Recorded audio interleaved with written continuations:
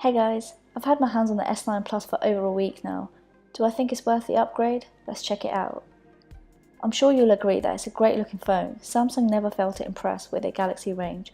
That 6.2-inch Infinity display is just stunning, and some of you may be glad to know that Samsung have retained the headphone jack, so if you're not ready to go wireless, then you don't have to.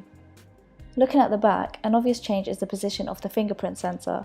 On the SA, it got in the way, but its placement now works perfect. You'll also notice the dual lens camera here, and the camera is essentially the biggest selling point of the S9 Plus.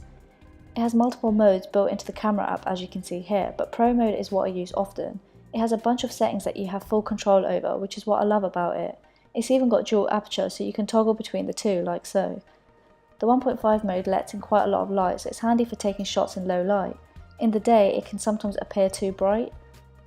The S9 Plus exclusively has live focus too. It lets you manually adjust the background blur, and the cool part is that once the photo has been taken, you can choose to use the close-up version or the wide angle version.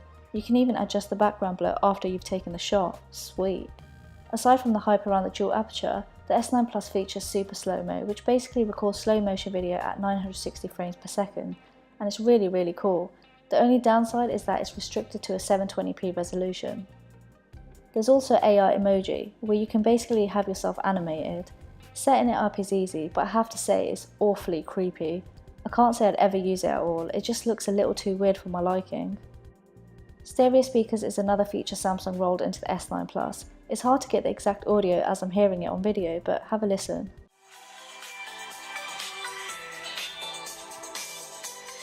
With speakers at the top and the bottom of the phone, audio sounds good, a definite improvement.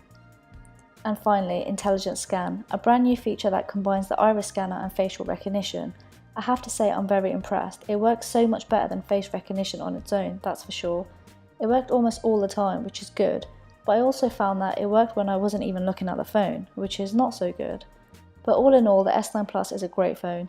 I don't think it's a major upgrade from the S8 though, but it's definitely worth upgrading to if you've got an older model, or maybe you just want to switch from the iPhone.